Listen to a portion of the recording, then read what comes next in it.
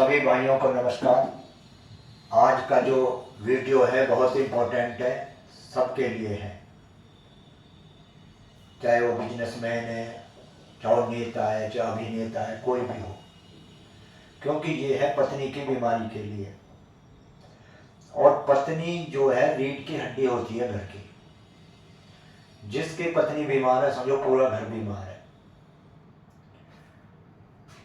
तो ये जो क्या हुआ कि जिसकी ये जन्मपत्री है उसकी पत्नी, डॉक्टर जो दवाई देते थे वो दवाइयों का असर करना छोड़ दिया। उनका फोन आया कि बहुत पत्नी बीमार है, दवाई का असर खत्म हो गया होना। हमने कहा ठीक है, जन्मपत्री दिखाओ। उनकी ये जन्मपत्री देखी हमने। तो ये जन्मपत्री में देखा कि सब, हमने दशाएं देखी सबसे पहले। तो दशा चल रही है शुक्र की, महादशा। तो शुक्र जो कौन होता है, पत्नी। और अंतरदशा बुध की, प्रत्यंतर दशा बुध की। ये है 17/8/25 का। और 17/8/25 का गोचर ये देख लेना, ये गोचर। तो जब हमने इस पे देखा तो पत्नी का होता है 7वां भाव, और 7वें भाव में देखा शनि बैठा है पापी, शत्रु की राशि में, और राहु की दृष्टि है। तो भाव उसका खराब हो गया। एक पापी ग्रह बैठा, एक पापी ग्रह देख रहा है। और शुक्र जो कारक है वो सूर्य के साथ बैठा, शत्रु के साथ। और जो अंतरदशा प्रत्यंतरदशा बुध की है वो भी वहीं बैठा है, सूर्य के साथ ही। तो सूर्य ने अस्त भी कर रखे हैं और सूर्य शत्रु भी है। तो महादशा अंतरदशा प्रत्यंतरदशा खराब कर दी सूर्य ने। इधर जो 7वें भाव का कारक है वो मंगल है, मंगल नीचे बैठा है। तो भाव खराब हो गया, कारक खराब हो गया, और जो ना स्वामी खराब हो गया। अब हम देखते हैं यहां पर गोचर में। गोचर में गुरु और शुक्र बैठे हैं इकट्ठे, दोनों शत्रु हैं। वो देवताओं का गुरु है शुक्र, और गुरु जी, और शुक्र दानवों का गुरु है। दोनों का युद्ध चलता है। इधर मंगल पर शनि की दृष्टि है, जो स्वामी है। तो स्वामी भी खराब, कारक भी खराब।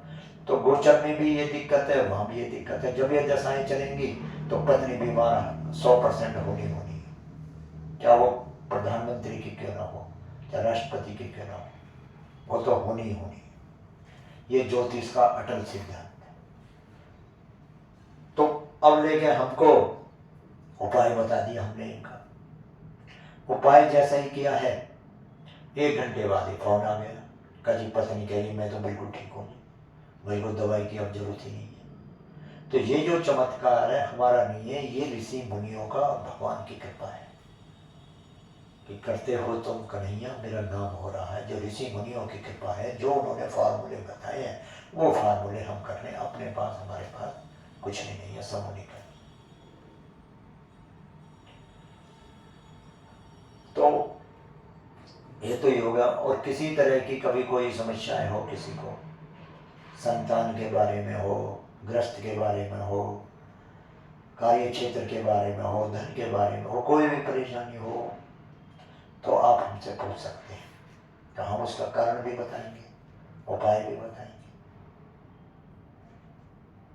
और अब आया है, ये तो हमने ज्योतिष के हीरे मोती जो बताए हैं।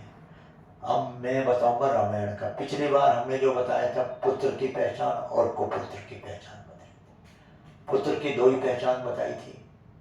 एक तो माता पिता का आज्ञाकारी होगा, सुन जननी सोई सुत बड़ भागी, जो पितु मात वचन। और दूसरा बताया था कि पूरे वर्ल्ड में कहीं भी हो, कोई भी काम करने से पहले ये सोचेगा अगर इस काम की मेरे पिताजी को पता चलती है तो उन्हें दुख तो नहीं पहुंचेगा, इसका वो ध्यान रखें। और कुपुत्र इसका उल्टा है, उन आज्ञा का पालन करेगा ना ये बात सोचेगा। आज जो है संसार में सबसे बड़ा दुख कौन सा है? और सबसे बड़ा सुख कौन सा है? ये रामायण के अंदर आया है। कागभूषणी जी और गरुड़ जी के संवाद चला है। गरुड़ जी थे पक्षियों के राजा और कागभूषणी जी एक नीच पक्षी थे, कौवा। मगर जो भगवान की कृपा होती है, राजा को भी एक छोटे से छोटे व्यक्ति के पास जाना पड़ जाता है।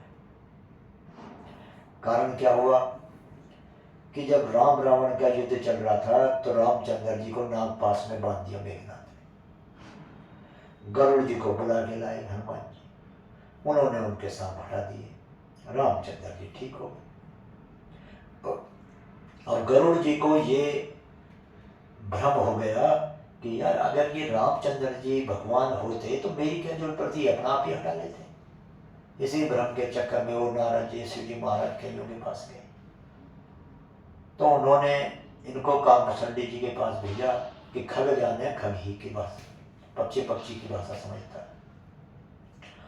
और वहां जाके हे अभी कई मील दूर थे और एकदम ये उनका भ्रम हट गया कि ये तो रामचंद्र जी की लीला थी।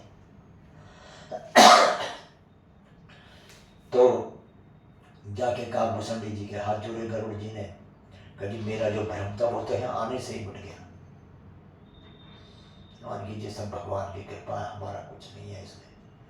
मान लीजिए जी मैं 7 प्रश्न और पूछना चाहता हूँ। मान लीजिए भाई पूछिए कि सबसे बड़ा दुख कौन है इस संसार में और सबसे बड़ा सुख कौन? तो कागभूषणी जी ने बताया है, नहीं दरिद्र सम दुख जगमान, कि दरिद्रता के समान इस दुनिया में कोई दुख नहीं। बच्चा बीमार है, सीरियस है, तड़प रहा है, पर डॉक्टर के पास हॉस्पिटल में कैसे लेके जाए, पैसा ही नहीं है, कोई फ्री में देखेगा नहीं। बच्चे की उम्र शादी के लायक हो गया, लड़की की उम्र, शादी कहाँ से करे, पैसा ही नहीं। मकान टूट रहा है, कहाँ से मकान बनाए।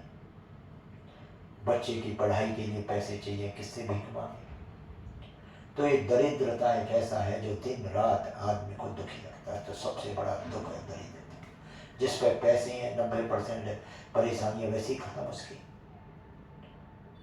नौकर चाकर आ जाएंगे, बीमार है तो डॉक्टरों की लाइन लग जाएगी, मकान खराब है इंजीनियरों की लाइन लग जाएगी, पैसा चाहिए समय। अब आया सबसे बड़ा सुख कौन सा है? उन्होंने बताया संत मिलन सम सुख जगे नाहि, संतों के मिलन के समान कोई सुख नहीं। कि संत क्या होता है? संत सहे दुख पर हित लागे। संत जो दुख सह लेगा दूसरों की भलाई के लिए। अगर कोई तो आपका मित्र साथी संत है, चाहे उसके कपड़े कैसे भी हो, गिरवे हो या ना हो, तिलक लग रहे हैं ना लग रहे, उससे मतलब कि वो तुम्हारे दुख में तुम्हारे साथ अड़ा रहेगा। अगर तुम्हारा पुत्र बीमार है तो कहेगा जी तन मन धन से मैं तैयार खड़ा हूँ, पैसा चाहिए पैसा लो, जो आप काम कहोगे मैं काम करने को तैयार, मुझे ब्याज की जरूरत नहीं है, जब दिल चाहे जब मर्जी दे देना। तो आपकी बिटिया की शादी है, वो खड़ा रहेगा, तन मन धन, और वो कहेगा जी जो भी चाहिए लो।